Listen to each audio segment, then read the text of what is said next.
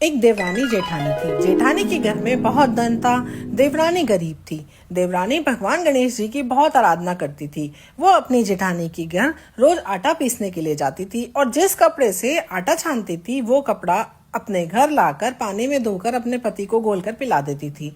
एक दिन देवरानी के बच्चों ने देख लिया और अपनी माँ से शिकायत लगा दी। बस फिर क्या था, जेठानी ने देवरानी से कहा, अगर घर जाओ तो आटा छानने का कपड़ा यहीं रखकर जाया करो। देवरानी ने वैसा ही किया। घर गई तो उसका पति बोला, मुझे चूर्ण घोलकर पिला दो।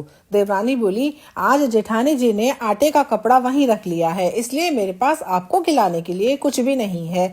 उस दिन उसके पति ने भूखों मरते गुस्से में आकर उसको लकड़ी से मारा। तकदीर से उस दिन चौथ माता का व्रत था। श्री गणेश जी का स्मरण करती हुई वह भूखी ही सो गई। तभी थोड़ी देर बाद गणेश जी ने आकर कहा, आज तो तिल चौथ है और तू भूखी क्यों सो रही है। तब देवरानी ने सारा वृत्तांत कह सुनाया। तब भगवान बोले, आज मैंने तिल चौथ होने के कारण चूरमा और तिलकुटा बहुत खाया है, इसलिए निमटने का मन है, सो कहाँ जाऊं। तब वह गुस्से में भरकर बोली, जहाँ चाहो वहाँ चले जाओ। गणेश जी ने सारा घर भर दिया। निमटने जाकर बोले, पाटले माई आटले सोई, धड़क बिंदायक जी कहाँ पहुँचे। फिर वह गुस्से से बोली, मेरा लिलाट पड़ा है, पहुँच लो। गणेश जी पहुंचकर चले गए। सुबह उठकर जब उसने देखा, सारा घर हीरे मोती से जगमगा रहा था। उसका सिर भी सोने की आभा से चमक रहा था। धन बटोरने में देर हो गई, इसलिए जेठानी के यहाँ नहीं जा सकी। जेठानी ने अपने बच्चों को चाची के घर देखने के लिए भेजा। बच्चों ने आकर देखा, वहाँ हीरे मोती का ढेर लगा हुआ था।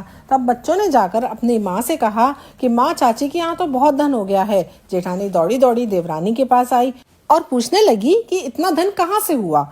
तब भोली भाली देवरानी ने सारी घटना सच सच बता दी। इतना सुनकर जेठानी अपने घर आई और अपने पति से बोली, मुझे लकड़ी ही लकड़ी से मारो। देवर जी ने देवरानी को बहुत मारा, इसलिए उसके यहाँ बहुत धन हो गया। उसका पति बोला, तू धन की भूख से क्यों मार खाती है, लेकिन वह नहीं मानी। बहुत मार खाकर गणेश जी महाराज का स्मरण करके सो गई। गणेश जी महाराज आए और कहने लगे, पाटले मारी ओटले सोई, जबरदस्ती मार खाने वाली धड़क बिंदायक जी कहाँ निमटे। वो तो गणेश जी महाराज के इंतजार में ही बैठी थी। झट से उठकर बोली, मेरा तो बहुत बड़ा मकान है, जहाँ इच्छा है वहाँ चले जाओ।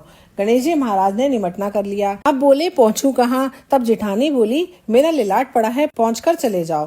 थोड़ी देर में उसने उठकर देखा तो सारा घर सड़ रहा था, बदबू आ रही थी। वो बोली, गणेश जी महाराज, आपने मेरे साथ दुमात की है। देवरानी को तो धन वैभव दिया और मुझे कूड़ा कचरा दिया। इस तरह लालची जेठानी को गणेश जी महाराज ने सबक सिखाया और स्वयं प्रकट होकर जेठानी का आधा धन भी देवरानी को दिलवाया। वो कहते हैं ना, जैसे नियत वैसे बरकत। बोलिए चौथ बिंदायक की जय, गणेश जी महाराज की जय।